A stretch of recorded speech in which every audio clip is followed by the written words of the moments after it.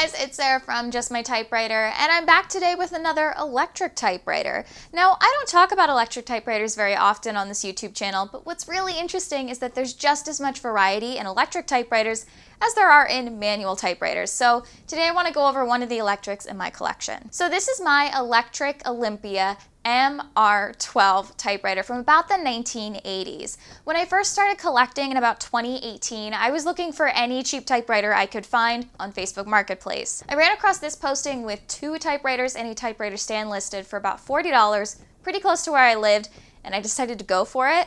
In this collection, I got a 1940s Super Speed LC standard typewriter, and I got a broken Olympia electric typewriter. Now, I had no idea what I planned to do with this broken Olympia electric typewriter. I thought I might turn it into a piece of artwork, but once I started looking at it, I realized I could probably repair it. And I've talked about repairing drive belts on this channel before. When I opened up this typewriter to figure out what was wrong with it, because I would turn it on, there was a hum, so it was getting electricity, but nothing was moving the carriage. What I found was that the drive belt had actually melted on this typewriter, just like it had on my electric Aristocrat, which I featured in a few videos. When I took this apart and replaced that drive belt, I was able to get the machine working for a pretty cheap cost, and all of a sudden I had a working electric typewriter. And I learned a lot doing that first repair about how to work on electric typewriters and how careful you need to be, but also kind of how they operate and what can go wrong on an electric typewriter. And for me, the biggest thing that's gone wrong on electric typewriters so far has been the drive belt. So I was living my life with this electric typewriter, had no issues with it, and then all of a sudden, as I was typing with it, the entire shift basket dropped. I hit shift on the keyboard to type a capital letter, and all of a sudden, the entire basket dropped out of that shift position and got stuck. It wouldn't pop back up anymore, no matter how many times I hit the shift key. It just would only type in capitals. Now, this is an issue if you're trying to write a letter to someone and you don't want to appear like you're shouting the entire time. So we took it apart again, took off the bottom and the top portion, and tried to figure out what exactly was causing that shift issue. I thought maybe a spring had gone out somewhere, because I was thinking about how the basket was suspended and maybe if something had just snapped inside, that would cause it to not work. We ended up poking around a little bit.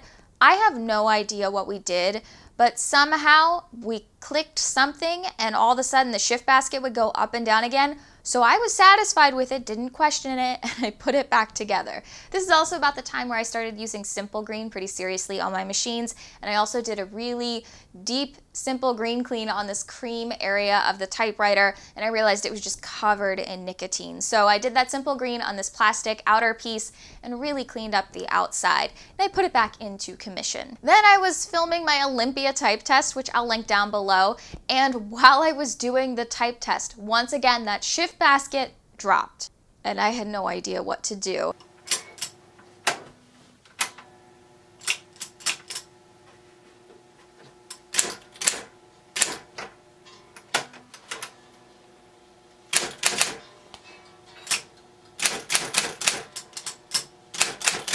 So I completed that video, but I put this electric Olympia down under my repair table. I knew we didn't know what we did the first time when we fixed it before, and obviously that this meant it was like a persistent problem if it had done it twice, so we really hadn't fixed it the first time.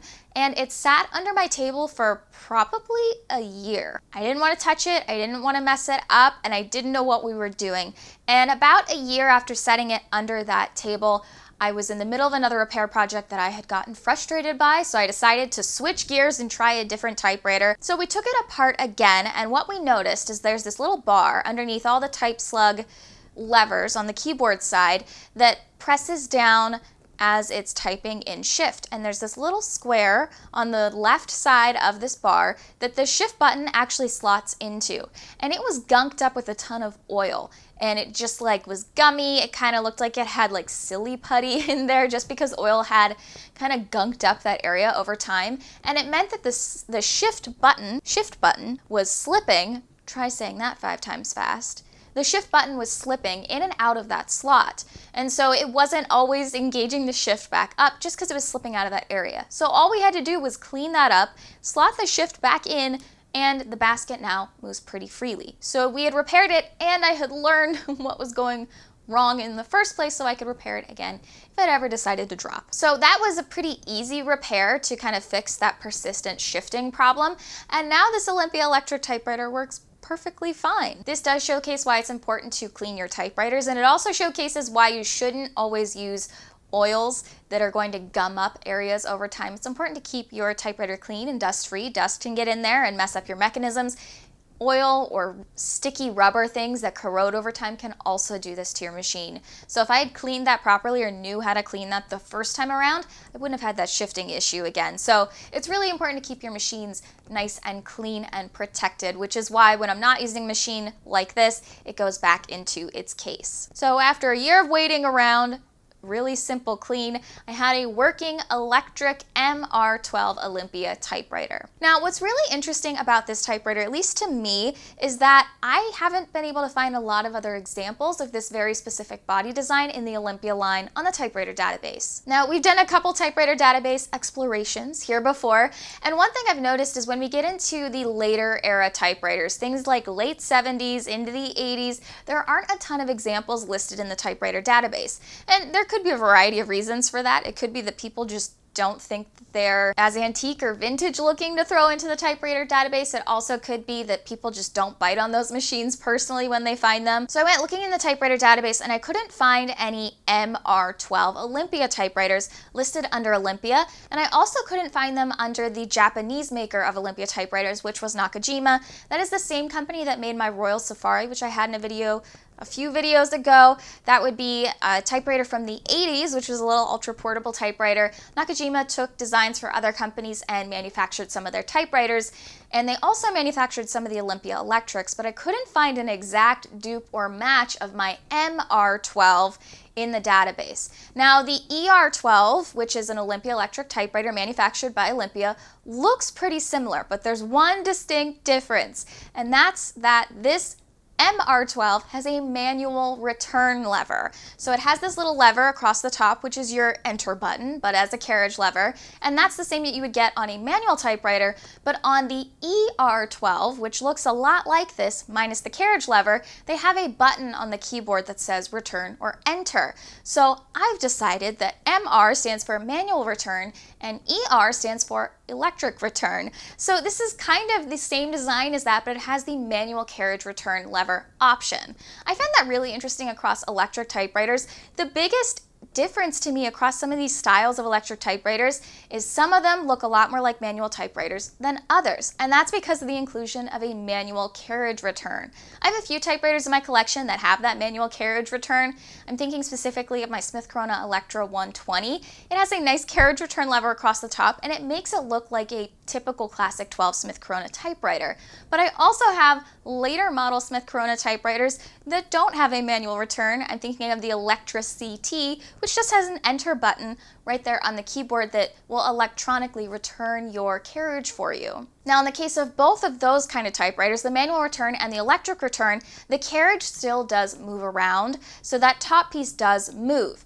What's interesting then is you go into something like a Selectric or an IBM machine, they already have a preset carriage that is pretty wide, and the carriage doesn't move at all. It's all internal. So when you get something like an IBM Selectric 1 or 2 or 3, they're all contained into that area, and the carriage never moves. The internal mechanism moves instead of the carriage.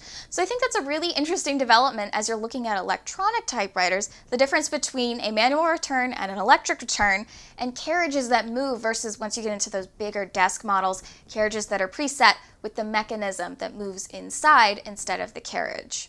So while I couldn't find an exact dupe of the MR-12, I did find some sister variations. So I found under the Olympia designation the ER-12, which has the electronic button return, as opposed to the manual return. And then I also found under the Nakajima, the Japanese maker for the Olympia typewriters, the XL-12, which also looks very similar, but also has that electric return. And I did find a manual put up by the Typewriter Revolution blog of the combined MR-12 manual and the XL-12 manual. So they probably have a lot of the same inner workings and a lot of the same functions on them, just that difference between the manual return and the electric return. So this broken electric typewriter, which I've had to repair in a couple different ways over a couple different years, is actually a really interesting piece of typewriter history to me. It's kind of that weird merger between the feeling of a typewriter, a manual typewriter, and an electric typewriter. Using this typewriter definitely feels a little bit different than using other electric typewriters because you do have to remind yourself to go back and use that carriage lever return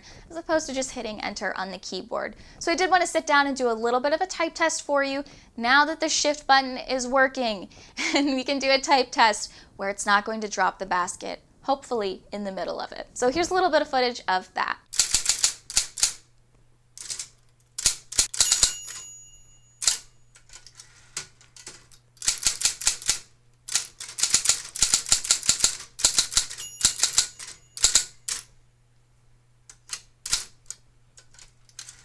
So that's been a little bit of history on my MR-12 Olympia electric typewriter. I did name this machine like I name a lot of the typewriters in my collection.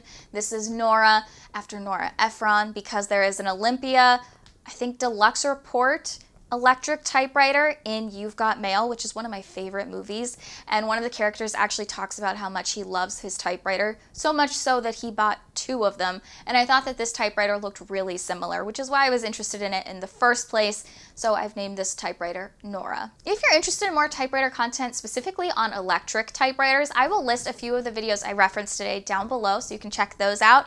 If you want to see some more typewriters, I've got some other videos on this YouTube channel, and I also have an Instagram at just.my.typewriter. I want to thank you all so much for watching and remind you that you're just my typewriter.